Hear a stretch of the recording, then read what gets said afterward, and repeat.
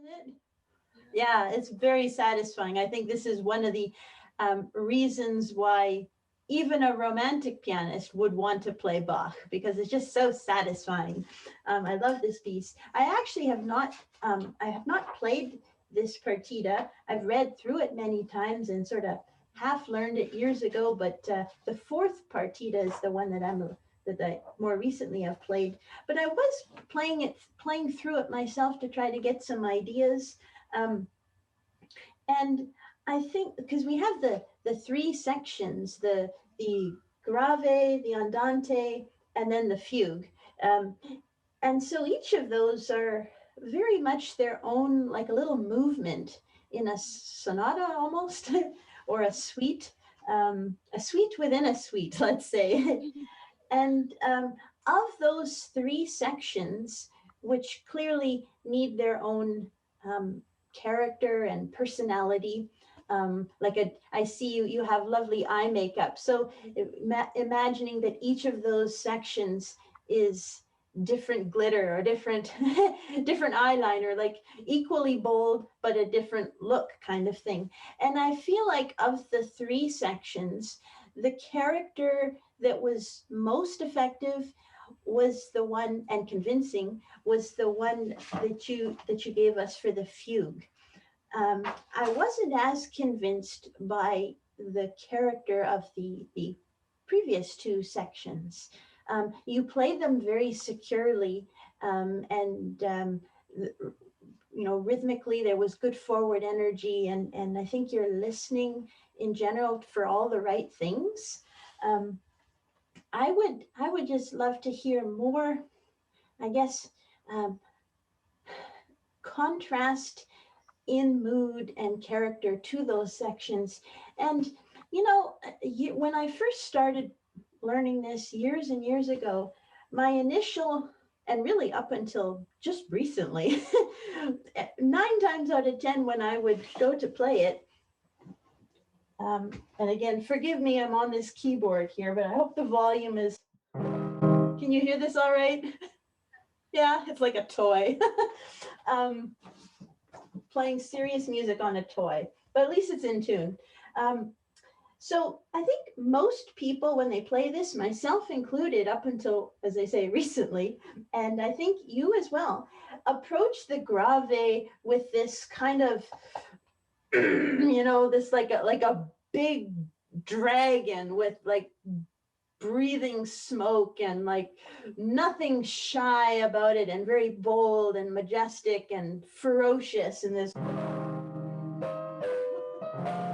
is just like the queen has entered the room kind of thing. And I like that, except that when the other stuff that follows at the different tempi is also of more or less the dragon with this, then I feel like the dragon in the grave loses its smoke to be silly about it. And so I don't know. And then the andante, you play it quite clearly, and I heard everything very nicely from both hands, and it's very upright and assertive and forward moving, and it's, you know, posture. um, and I wonder what it would sound like in order, because I'm guessing that if you had to change something character wise within those three sections, the place where you would be least likely to want to make an enormous change would be the fugue, because that so clearly is the release.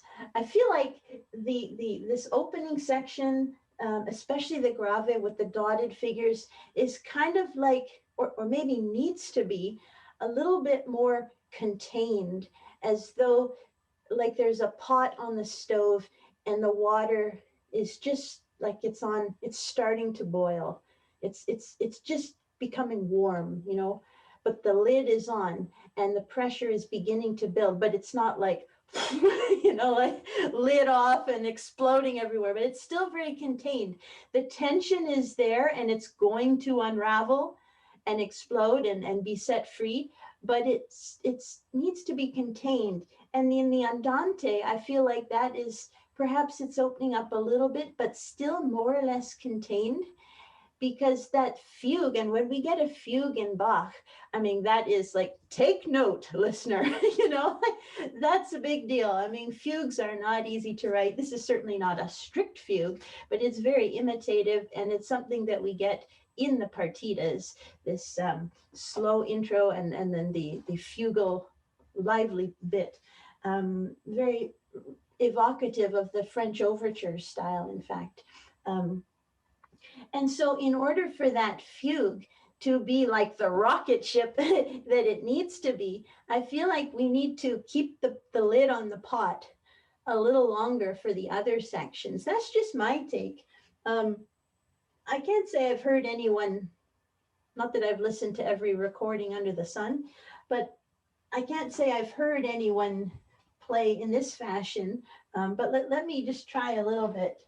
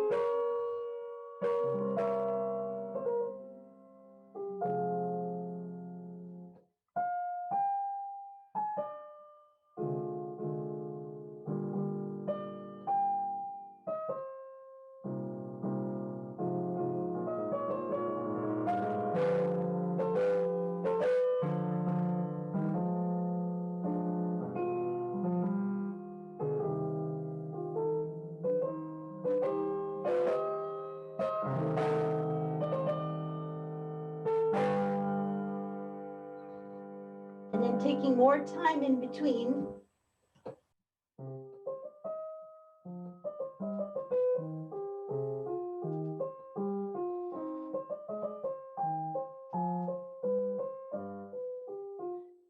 So it's kind of contained, and it's kind of mysterious and foreboding and haunting, where you the listener kind of thinks, what is going on? What's going to happen? I thought this was supposed to have a fugue in it. Yes, but wait, you know, and carrying on kind of in this, in like in an introverted kind of character, and then leading up to the.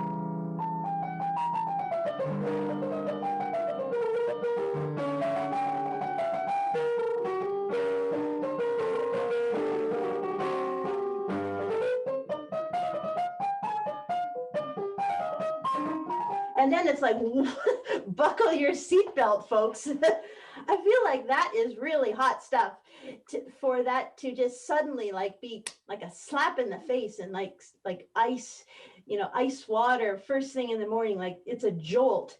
And this, I don't know, I don't want to like spoon feed my interpretation.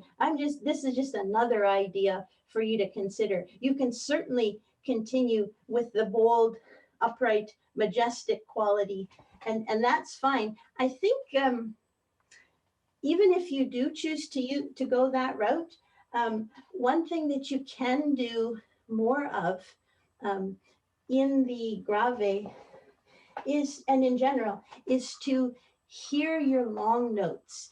Let them sustain more, especially when they come after the 30-second notes.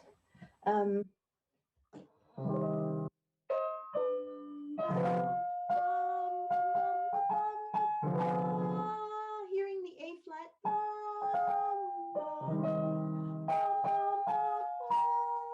hearing the B flat sustain to the D flat.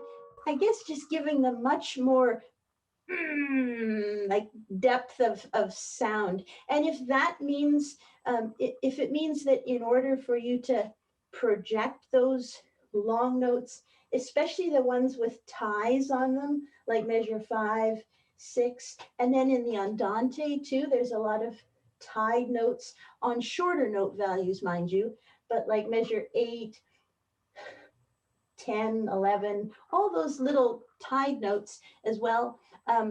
Letting those sustain. It might require you to um, relax your pulse a little bit, not distort it, but just allow a little bit more time for those top notes, those tied notes, those long notes to cut through like,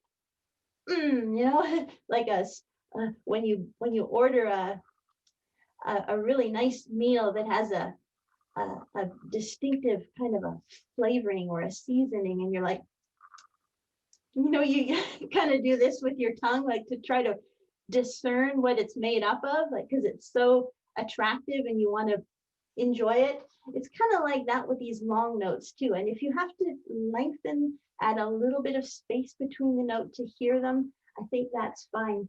Probably the sustaining quality of tone in those long notes and the tied notes can benefit from a little bit more of this kind of use of the upper arm, just to release the sound a bit more. I didn't hear any harsh playing from you. I think it could be warmer though in these full places especially, and probably your left hand in the andante especially can have a little bit more involvement in looking at the page, I could pull a squirrel off the street and even the squirrel would know the right hand has more notes in that andante. But that doesn't mean that the left hand cannot participate more. And I think especially when you have, and this goes for all of Bach, when you have chromaticism. Now we're in C minor, so B natural doesn't count. But if you see something like a D flat, oh, that's like a shock, right? C minor.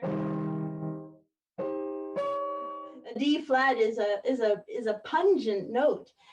Any of these accidentals that don't belong in the home key, I think is Bach's way of saying intensify the sound. This is getting very expressive.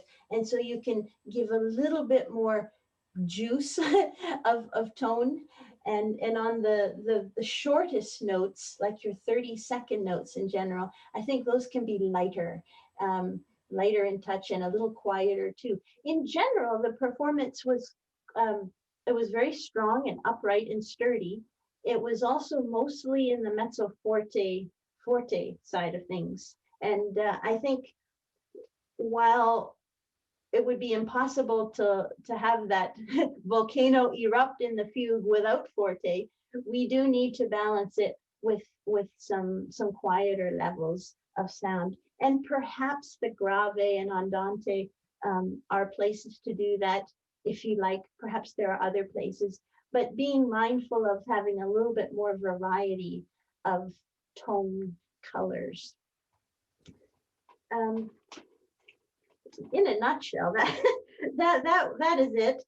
We've incorporated dragons and squirrels and soup pots.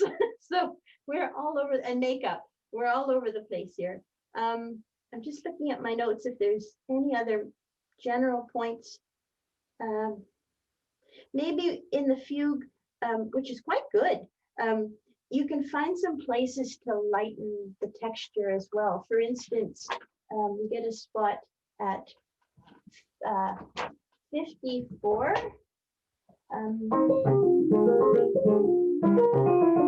Oh, I don't play the notes. That bit, and then later on when we get it around 80 or so, I think those places you can definitely lighten up the sound, pull back your sound. I don't think that has to be so forte. Yeah, those are my main comments. And again, in the fugue as well, with all those tied notes, lean into them, give them more depth from your arm and your back so that the tone is rich and deep and can sustain through the tie, not just for the front end of the tie, but for the back end as well. Let's see, we got to have you play. Oh, and these things too. I think in those, you can probably listen for the first note. You can bring out the first note of each of those descending, what are they, fifths or tritones, rather than both of them. Kind of voicing the first of the two note groups there. Let's play around a little bit with the opening section to start. And you can do any you know, kind of character you want, really. Let's try relaxing the tempo a little bit. So it's a little bit more, I have adagio, my score, what have I got? I got an old Peters edition here, and it says adagio. And I really think it could go, you can take more time there. You can indulge a little bit. Be the diva, the opera singer on the stage with the recitative, and the orchestra is just holding a pedal tone, and feel free. This is, I don't think it needs to be so metronomic. The fugue, yes. And to a certain extent, the andante, but even that can have a little bit more rhythmic freedom, I think. Let's start again, see what we get. Yes. Well, rolls in this music are entirely appropriate, whether they're marked in the score or not. It was, in fact, very common in the Baroque period to roll chords all over the place. They just didn't always write it down. They didn't always notate it as such. But in this case, I think pretty well all of those chords need to be rolled. Now, there can and should be variety in how one rolls. It's not always like a freight train coming out of the station. You know, some of them can be a little bit more languorous, you know. It's up to you. You can experiment, but to come down hard, I think damages the spirit that you're trying to create. So allow yourself to roll, because it's like a launching pad into the piece. You want to springboard off of that chord rather than fall on it. Yeah, kind of a. And when you roll, be sure you roll to the top so that the highest note sings and protrudes from the texture of the roll. Yeah, go ahead and try again. You know what? I see what you're doing. You're now I can't see your foot, but I think you've got it on the pedal, eh? Yeah, and that's fine. Even with the pedal, I think you might want to consider leaving your left hand on the key. I notice now you roll, and then your left hand is like, woo, up in the air. And actually, I am a huge fan of, and I have such a hard time getting students to come off the keys like that. They should all be as skilled as you at lifting off the keys, because that lets the sound ring. But in this case, I feel like it's too much ringing all at once. So maybe try focus the ringingness on the fact that you're rolling it, but stay in the key. Find other places to come out of the key and let the sound ring. Let's see what we get with that. I'm sold on the first chord. I'm not sold on the rest of the chords. Part of it, I think, is that when you have the double thirds, the short note double thirds, they're weighing you down. They can be lighter. The chords, the rolled chords, these are not light. These are definitely dropping a large rock into the pool. But the little 16ths and the dotted, whatever they are, the 16ths and the 32nd notes in between, those are like the ripples. They're not more rocks, because otherwise it's just too many rocks in the water at once. We need to enjoy the ripples of one rock first. So just sort of feel like, and then very light, with a singing quality. Why don't you try playing just the top, so the left hand with just the top of the right, because double thirds make it very hard to hear what the top is doing because they're so close together. I think we need to remind the ear what the top line is. Can you try that?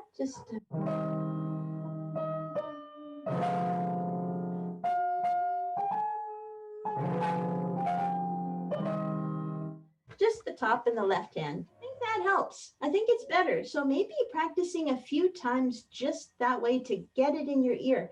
Be careful when you get to the, I feel like it sounds like we're falling down the stairs.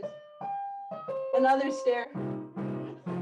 It's a little bit bumpy. I think you can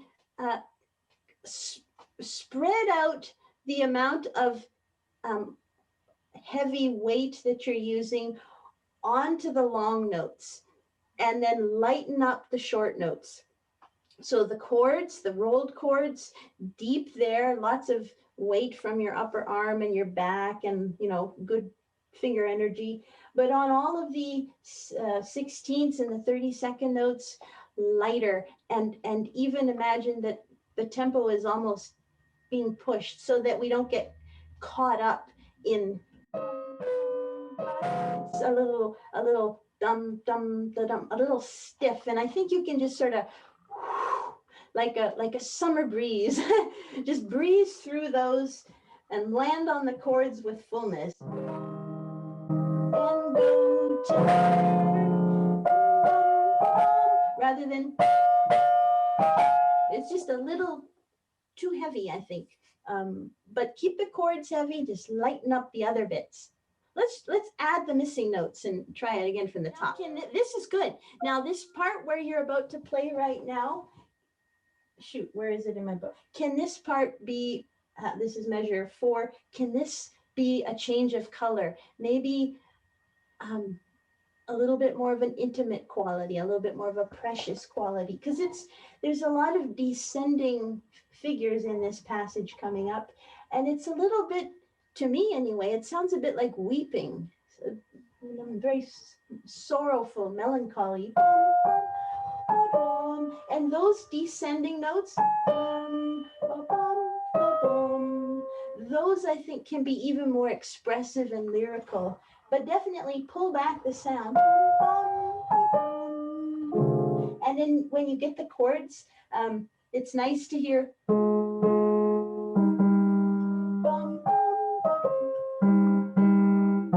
The thumb of the left hand, I think, is just a juicy moment, but that might not be to your liking, but certainly change the quality of sound there. One more time from the top, and then we'll have to go to another section. That was better. This was lovely. It had a more singing quality. I think that's good. Be sure on the dotted figures that only the dotted note gets the weight and not the 32nd notes. Otherwise we get, it's like boom, boom, boom, boom, boom, boom. It's a little, because it happens so many times, this dotted figure, it can get it can really bog things down, weigh things down. But if you can move through the 32nd notes,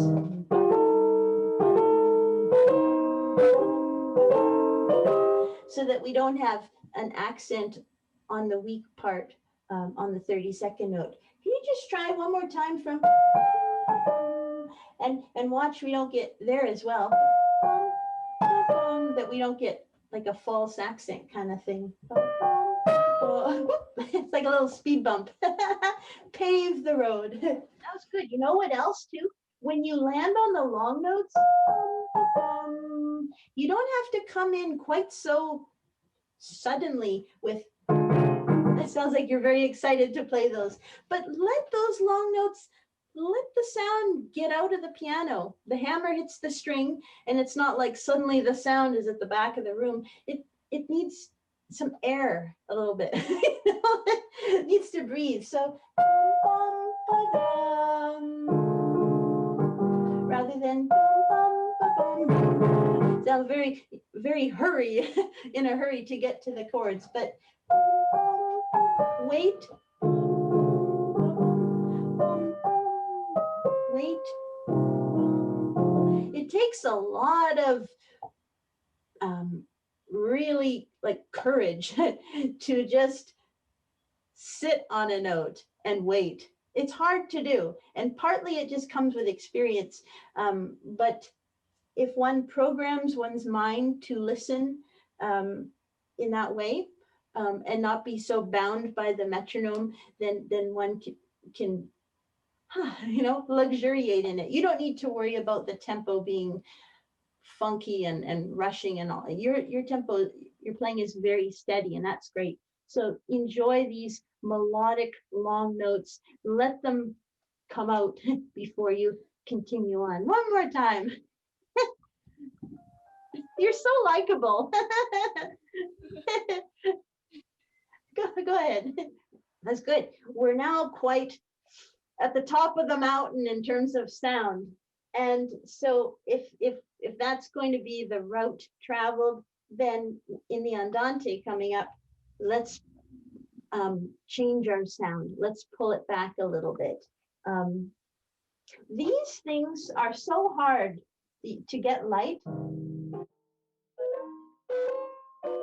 I think you can probably rely a little bit more on a bouncy wrist.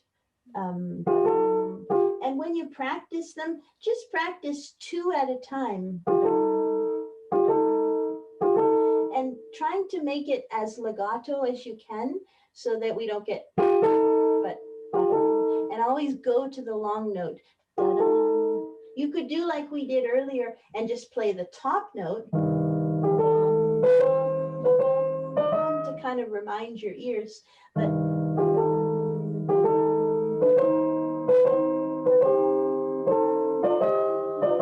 some of them are hard when it's a 3-note chord, but as much as you can connect and lighten those up.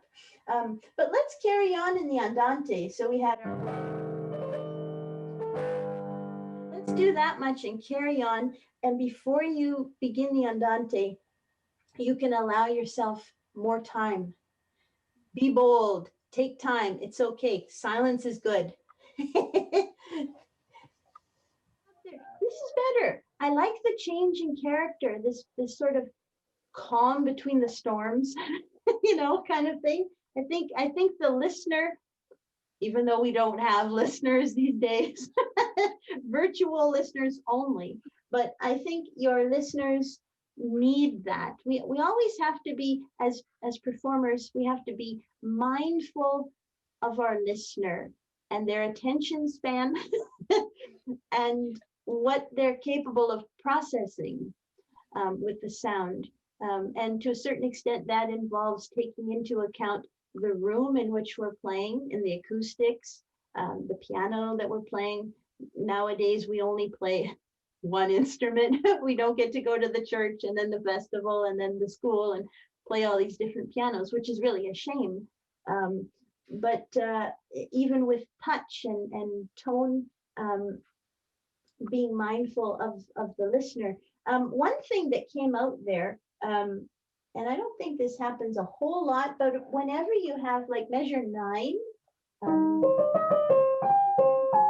when you have something, that kind of thing, where there's 2 notes clearly moving in a stepwise fashion in the top with repeated notes alternating below, avoid giving all those notes equalness.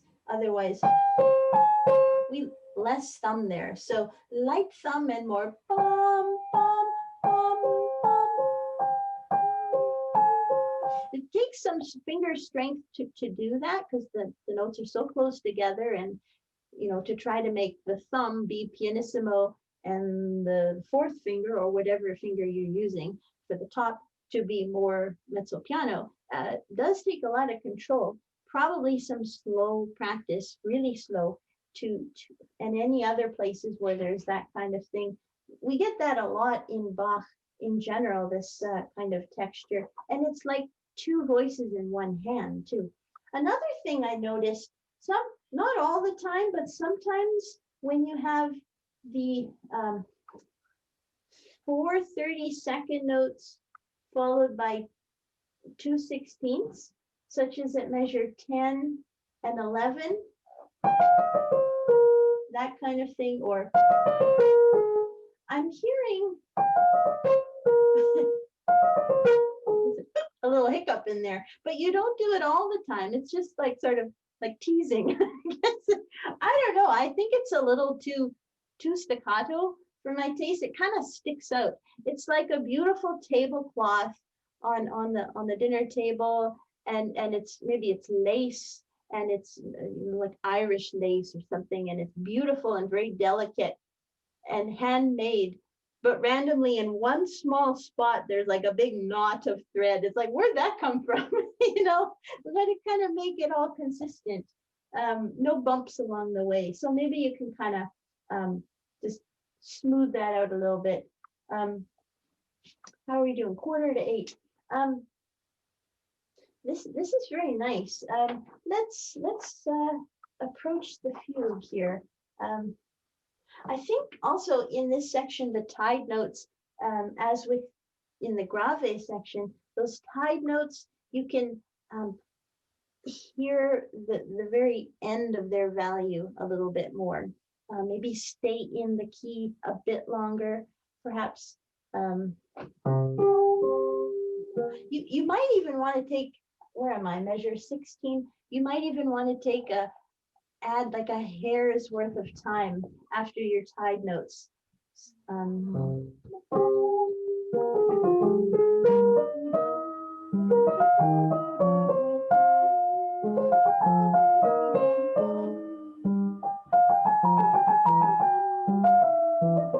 So we hear.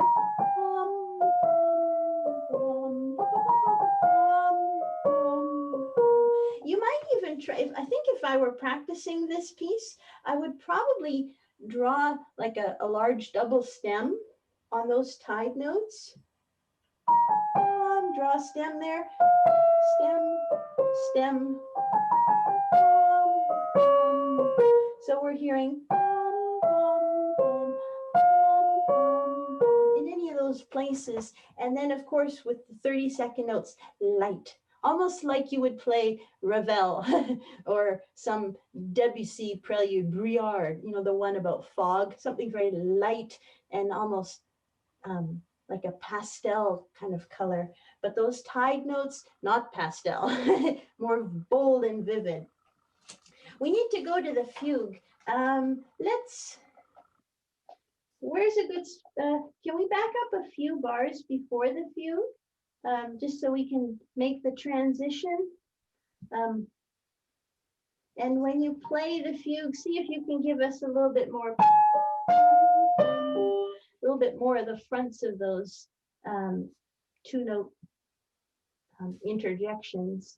Was there something else? Oh yeah, and also in the fugue, there are a number of sequential passages, like 36 and 37. And then again, we get another sequence at 42.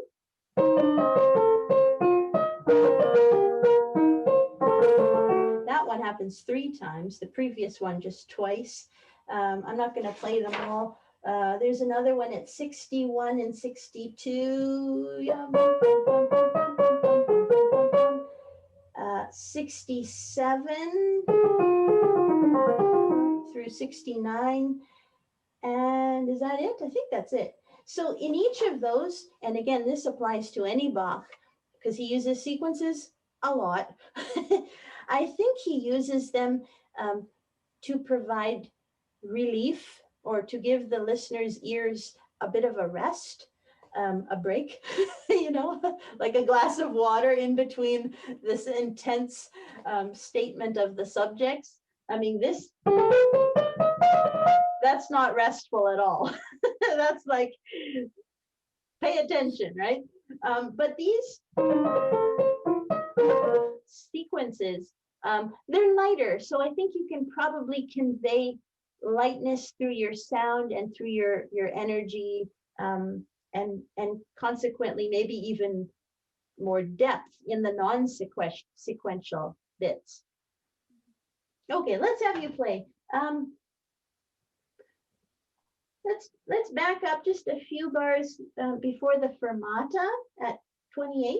Wherever is good to you, just so that we can finish the andante and get into the fugue. Okay, good. Time out. Yeah, excellent. The sequences, I can hear it. It's like night and day. Suddenly it gives new sections to the ear to, okay, here's a change. It's something new. And it's rather than it's all sort of the same level of sound. Even with the clear finger work that you're doing, we still need that variety of color. And that was wonderful. When you have, and I guess this goes for any piece really, especially Baroque music, when you have a broken octave,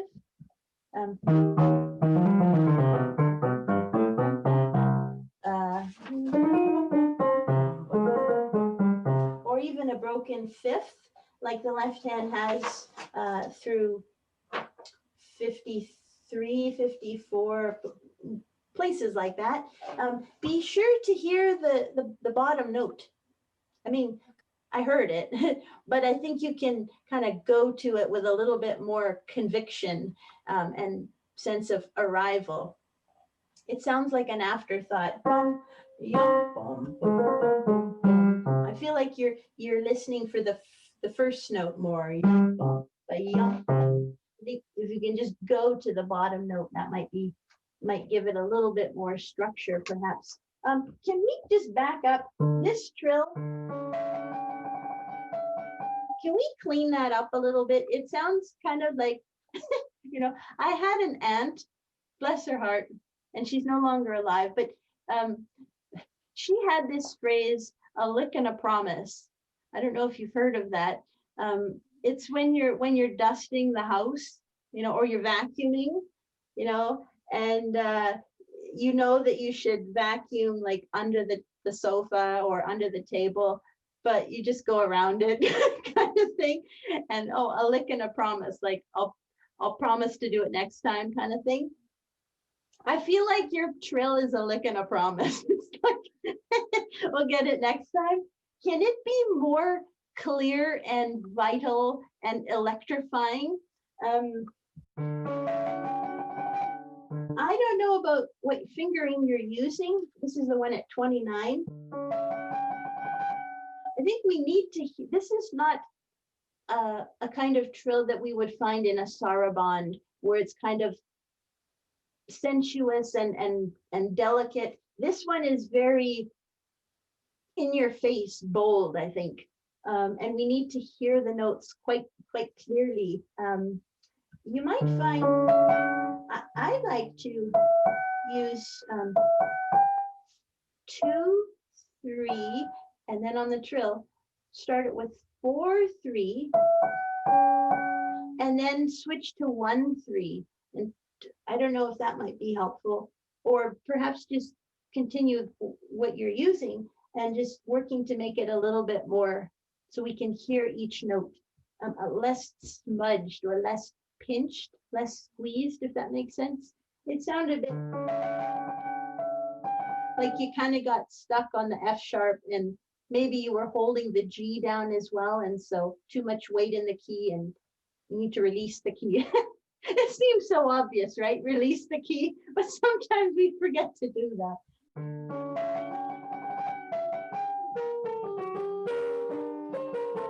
And even though this is quite free from 28 and 29, I mean, we have a fermata and we got a long chord.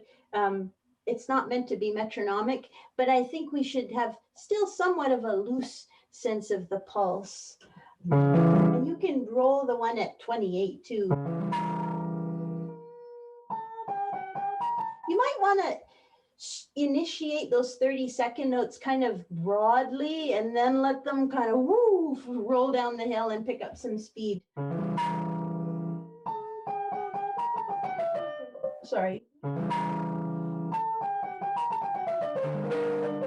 When you have this, be sure to hear the, I think the B flat, C, D, and less of the note that comes after. And then good assertiveness to start the descending gesture.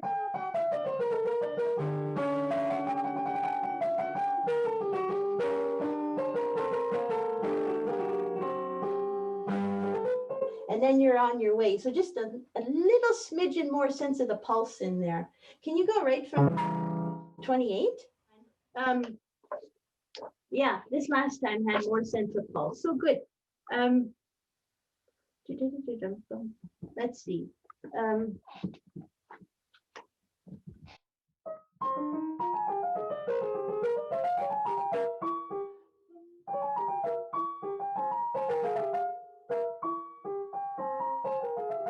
I think it's just kind of the main thing to think about. Not the main thing, but just one other thing to think about. Just allowing yourself to hear the spaces between the notes. And that's hard to do in a very fast notey piece like this.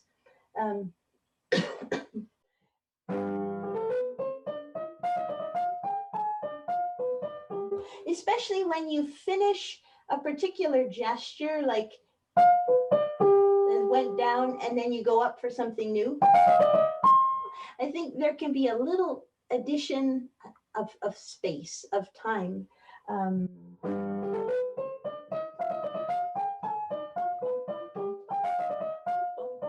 Breathe, allow yourself to breathe. It's always good. And before you have a really high jump, like a sixth there, you can allow a little more space there, so it isn't so sort of in a hurry to get to the higher note. You might even come from more above the key when you have a large leap to let that note sing more.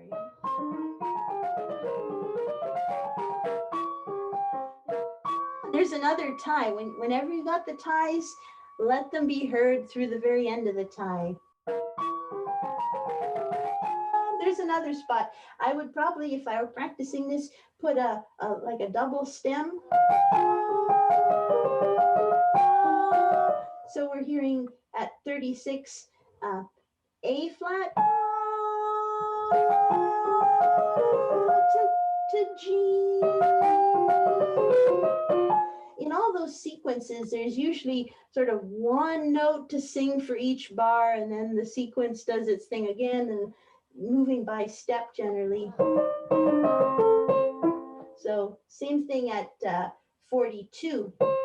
Maybe the C at the beginning of the bar, you could sing that through the bar, and then in the next bar, the B flat, you could sing that through, and then that goes in the next bar, 44, to the A natural, and then the next bar, it goes down a step again to G.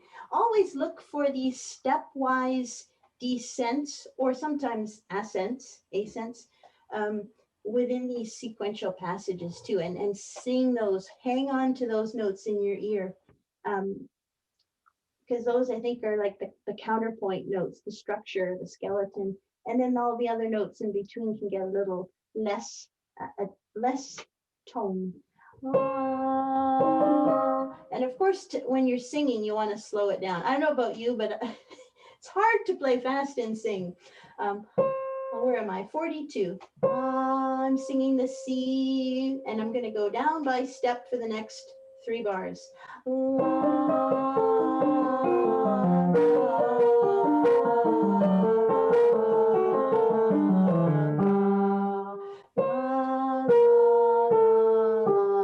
Actually, you could go another bar. It goes to F sharp. It's so fun to pick out these little stepwise bits in the sequences. 61, there we got D flat. I would listen for the D flat in the right hand at 61, which descends by step to C in the next bar, and then descends by step again to B flat in 63. So we're listening for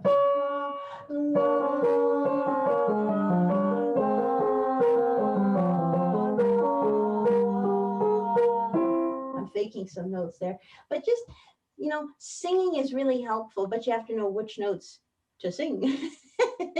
So finding these stepwise descents. There's another one at 67.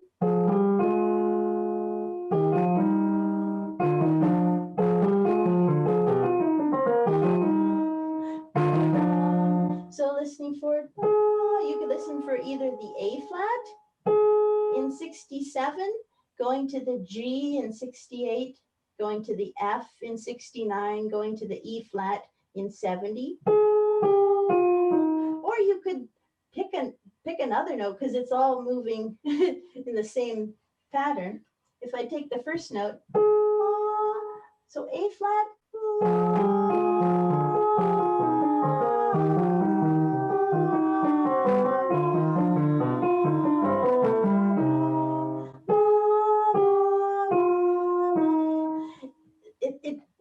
when you added up all these bars of sequence, it's quite a large portion of the piece.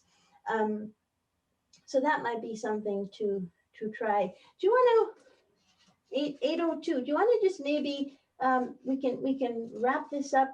Maybe can we go? Let's get a few bars before the finish. How about can we go from one of those sequences? Can we go from 67 to the end?